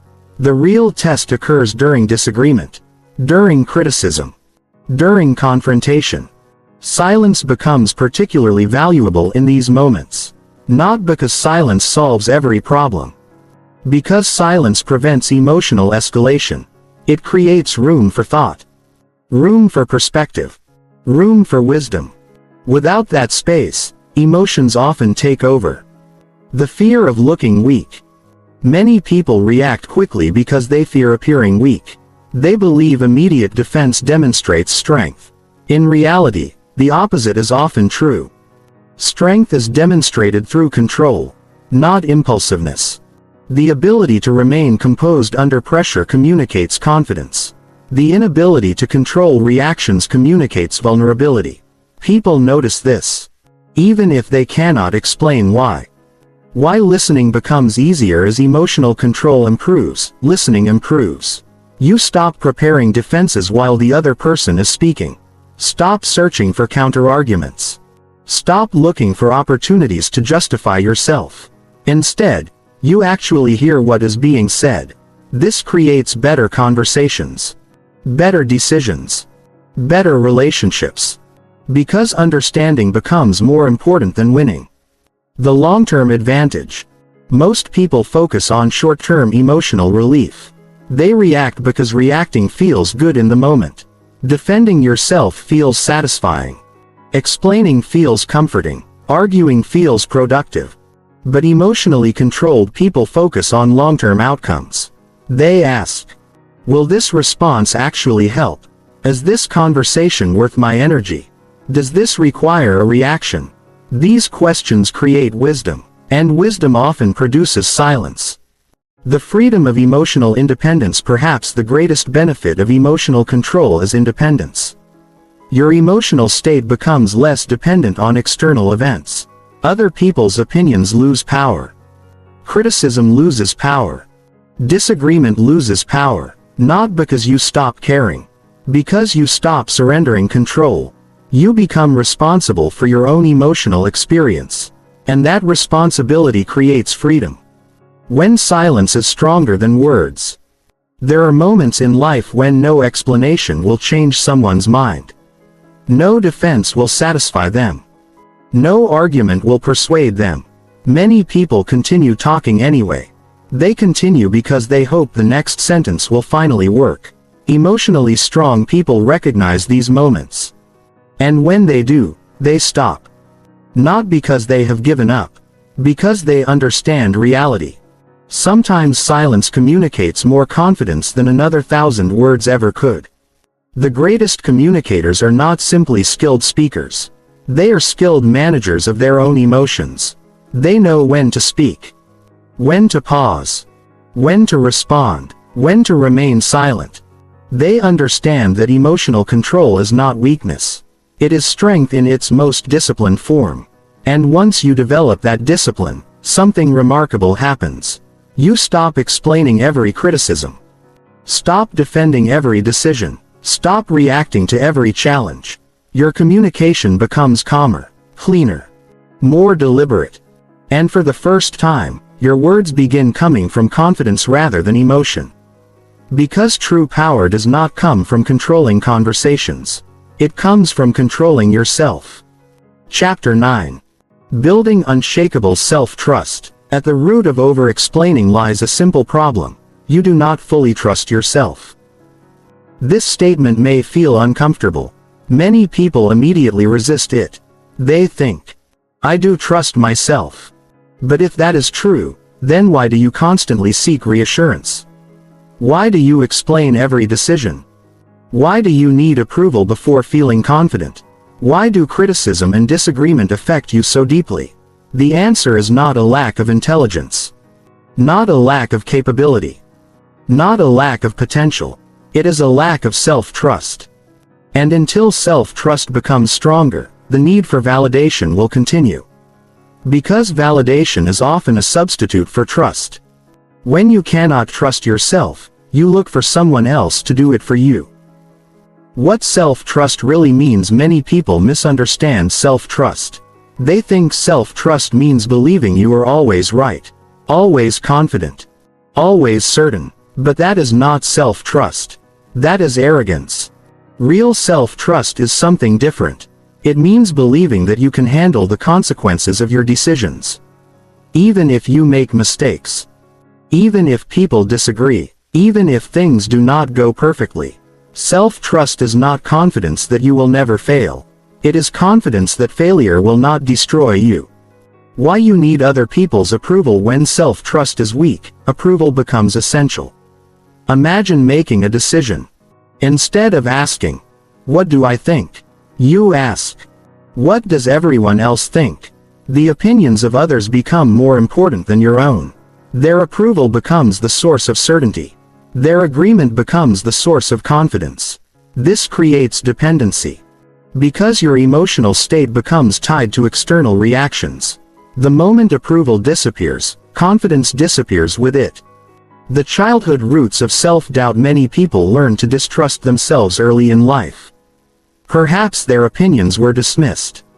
Their choices were criticized. Their instincts were questioned. Their mistakes were punished harshly. Over time, a message formed. I cannot trust my own judgment. The person begins looking outward for certainty. Teachers, parents, friends, partners, bosses, experts. Anyone who seems more trustworthy than themselves. This pattern can continue for decades, unless it is consciously challenged. Why over-explaining is a trust problem? Every unnecessary explanation contains an invisible message.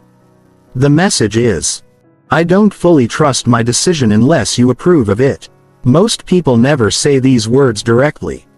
But their behavior communicates them clearly. The explanation becomes a request for confirmation. A request for reassurance. A request for validation. The stronger your self-trust becomes, the less necessary these requests feel. Because certainty begins coming from within. The danger of external validation. External validation feels wonderful. Someone agrees with you, supports you, approves of you, understands you. The problem is not receiving validation. The problem is depending on it.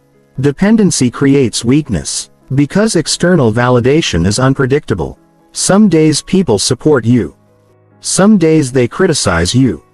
If your confidence depends on those reactions, your confidence becomes unstable. Like a boat tossed around by every wave. Self-trust creates stability. Because it comes from a source that cannot be taken away by someone else's opinion. Why mistakes destroy weak self-trust?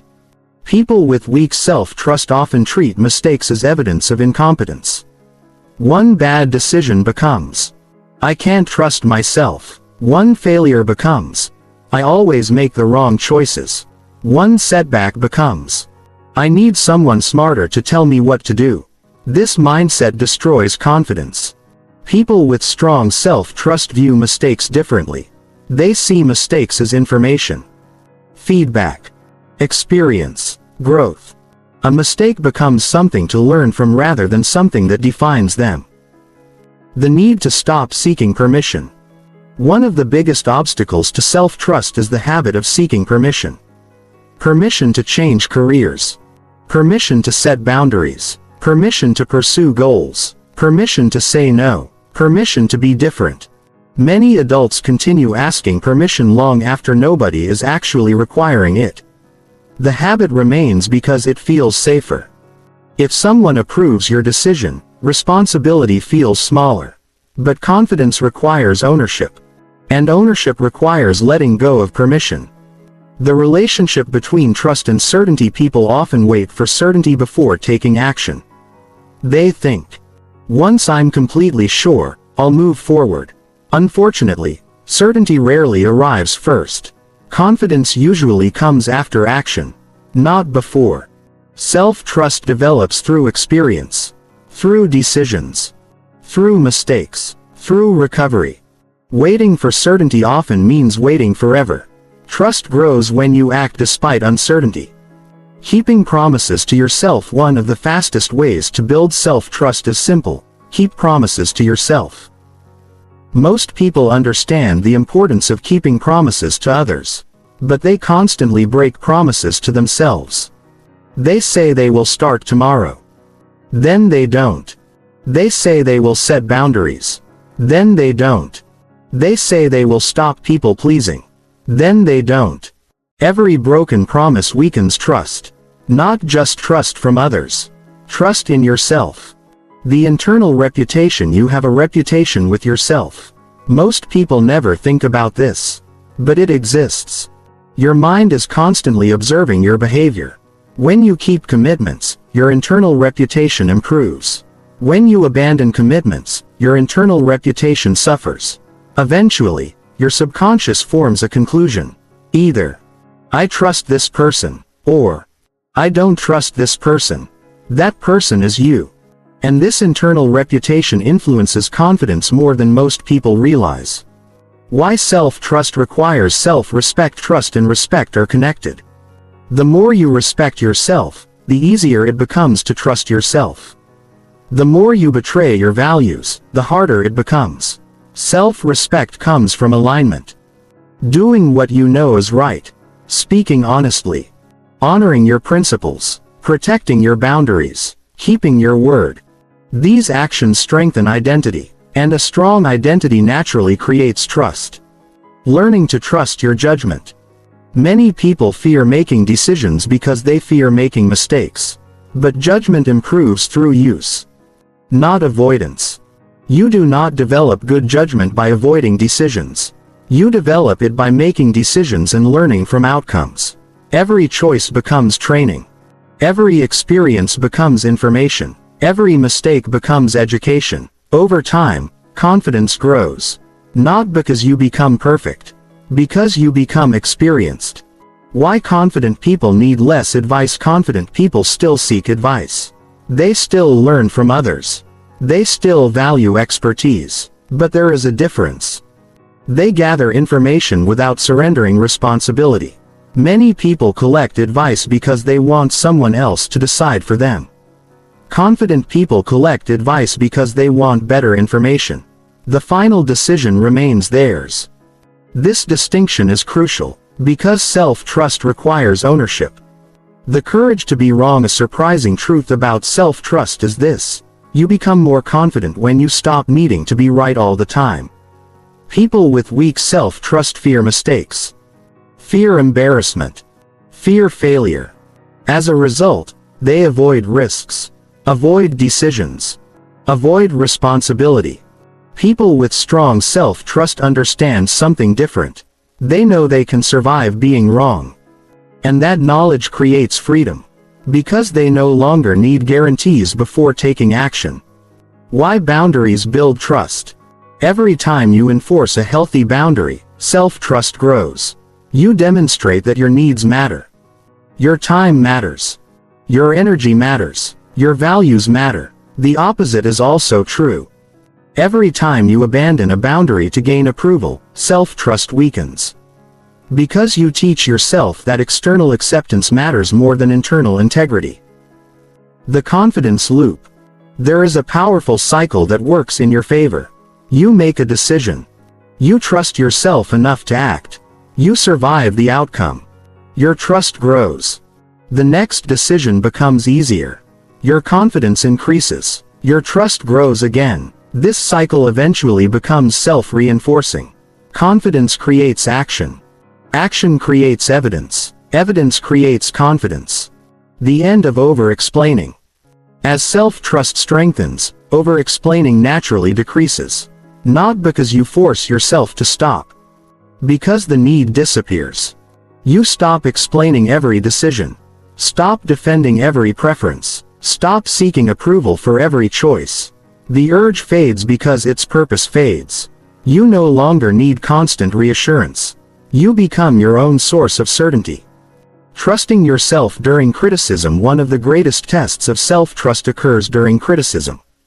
Can you hear criticism without collapsing? Can you consider feedback without losing confidence? Can you remain grounded when someone disagrees? People with strong self-trust can. Not because criticism never hurts. Because criticism no longer defines them. They evaluate it. Learn from it if necessary. Then move forward. Their identity remains intact. The foundation of true confidence. Many people spend years chasing confidence. Trying to look confident. Sound confident. Appear confident. But true confidence rests on a foundation. That foundation is self-trust. Without self-trust, confidence becomes performance. With self-trust, confidence becomes natural. You stop pretending. Stop proving.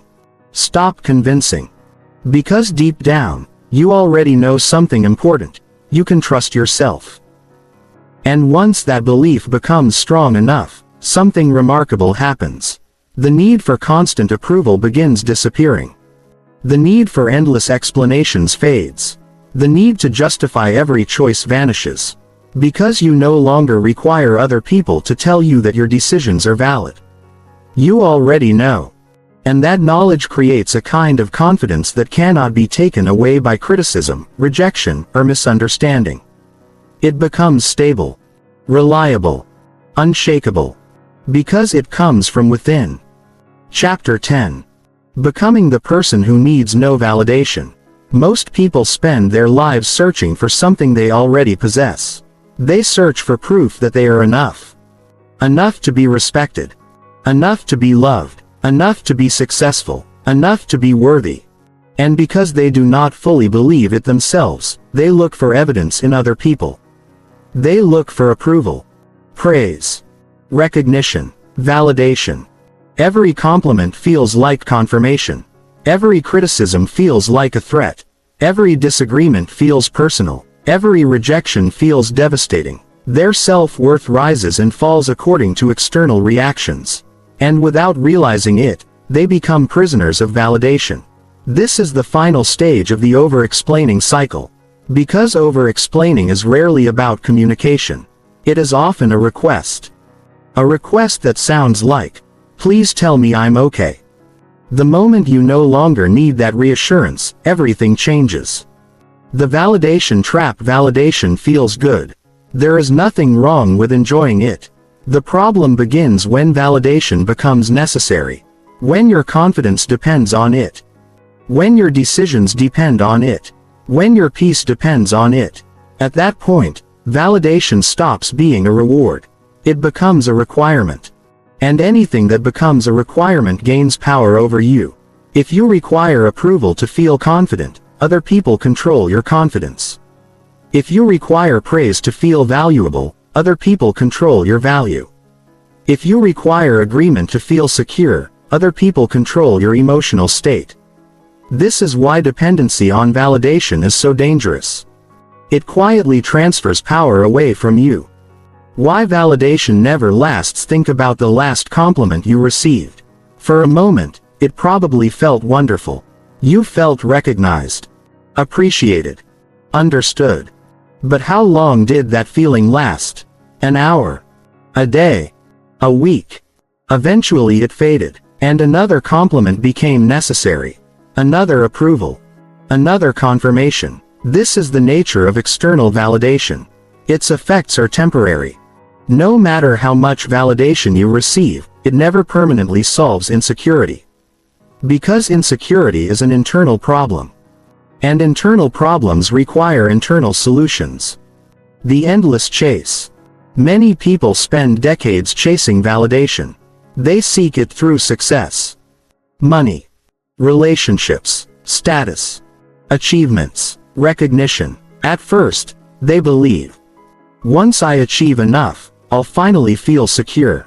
But security never arrives. The goalposts keep moving. There is always another achievement, another milestone, another audience to impress, another critic to silence. The chase never ends. Because validation cannot create lasting self-worth. It can only temporarily distract from its absence. Why some people need constant reassurance. People who seek constant reassurance often struggle with internal uncertainty. They do not trust their own perception, their own judgment, their own worth. As a result, they continually ask others to confirm reality. Did I do okay? Are you upset with me? Do you think I made the right decision? Was that good enough? The reassurance provides temporary relief. But relief is not the same as confidence. Confidence emerges when reassurance is no longer necessary. The fear of standing alone. At the heart of validation seeking lies a deep fear. The fear of standing alone. Many people are willing to follow their values only when others agree. Only when support is available. Only when approval is guaranteed. But true confidence appears when approval disappears. Can you still trust yourself? Can you still follow your principles? Can you still make difficult decisions? Can you still stand by your beliefs? This is where genuine strength is tested. Why independent thinkers are respected. The people who leave the greatest impact on the world share a common trait. They are capable of independent thought. They do not automatically follow the crowd. They do not wait for universal agreement. They are willing to trust their judgment even when others disagree. This does not mean they ignore feedback or refuse advice. It means they retain ownership of their thinking. That ownership creates confidence. And confidence earns respect. The difference between feedback and validation. Many people confuse feedback with validation. The two are not the same. Feedback provides information. Validation provides emotional reassurance. Feedback helps you improve. Validation helps you feel better. Both have value. But problems arise when feedback becomes impossible to accept without validation. When every conversation becomes a search for approval rather than a search for truth. Emotionally mature people seek information, not reassurance. Growth, not confirmation. Learning, not approval. Why rejection stops feeling personal. One of the biggest transformations that occurs as validation dependence decreases is this: rejection stops feeling like proof of inadequacy. Imagine two people applying for the same opportunity. Both are rejected. One immediately concludes, I'm not good enough. The other thinks, this opportunity wasn't the right fit. The event is identical. The interpretation is different. The difference is self-worth. People who validate themselves internally do not collapse when external validation disappears. The freedom to disappoint people. Perhaps one of the greatest signs of emotional maturity is the willingness to disappoint people when necessary. Not intentionally. Not carelessly, but unapologetically. You cannot live an authentic life without disappointing someone. Someone will dislike your choices. Someone will disagree with your priorities. Someone will object to your boundaries. Someone will misunderstand your intentions. If avoiding disappointment becomes your highest priority, authenticity becomes impossible. The need for validation forces conformity. Self-trust creates freedom. Why authenticity feels risky? Authenticity is often uncomfortable. Because authenticity reveals who you really are. Your preferences. Your beliefs. Your priorities. Your boundaries. Your values. Once these things become visible, disagreement becomes possible. Criticism becomes possible. Rejection becomes possible. Many people avoid authenticity because they fear these outcomes. But hiding creates a different problem. You may gain approval. Yet the approval is directed toward a version of yourself that is not fully real. And that approval never feels satisfying. Because deep down, You know it was earned through performance, not authenticity. The moment everything changes at some point, every confident person experiences a shift. They stop asking, "What do people think of me?" and start asking, "What do I think of myself?" This shift changes everything, because attention moves inward. Instead of managing perceptions, you focus on character. Instead of earning approval, you build integrity. Instead of chasing validation, you develop self-respect. And self-respect is far more powerful, because it cannot be taken away by another person's opinion. The practice of self-validation does not mean ignoring reality. It means recognizing your own experience without requiring external confirmation.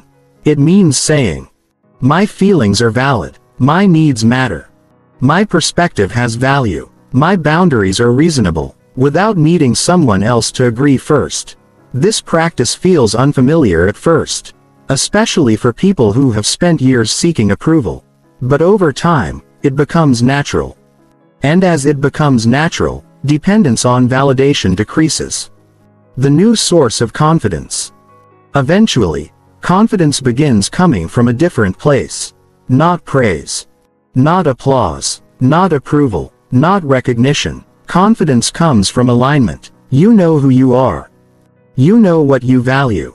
You know what matters. And you act accordingly. This creates inner stability. A stability that does not disappear when someone criticizes you, or misunderstands you, or rejects you. Because your confidence is no longer built on their opinion.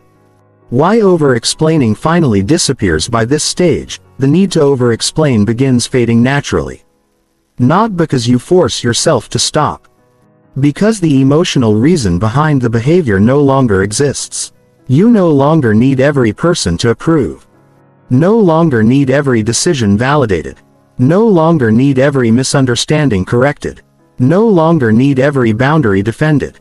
You communicate clearly, respectfully, honestly.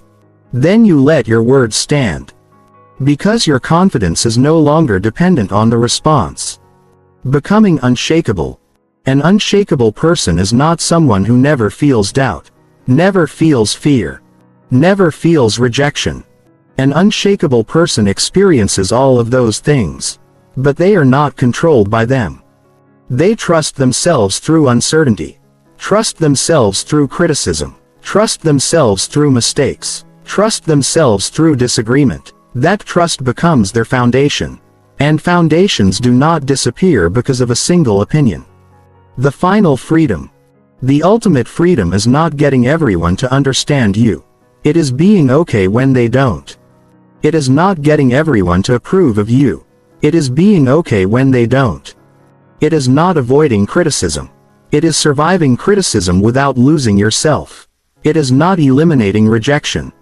It is remaining valuable even when rejection occurs. This freedom changes the way you communicate, the way you think, the way you live. Because for the first time, you stop living in reaction to other people's opinions. And start living according to your own values. One day, you will notice something strange. Someone disagrees with you. And you do not feel the need to explain. Someone criticizes you. And you do not rush to defend yourself. Someone misunderstands you. And you do not spend hours correcting them. Not because you have become cold. Not because you have stopped caring. But because you have finally learned something that changes everything. Your worth does not increase when people approve of you. And it does not decrease when they don't. Your value was never determined by their opinion. It was only hidden by your dependence on it. The moment you stop seeking validation, you stop giving other people control over your confidence. And the moment that happens,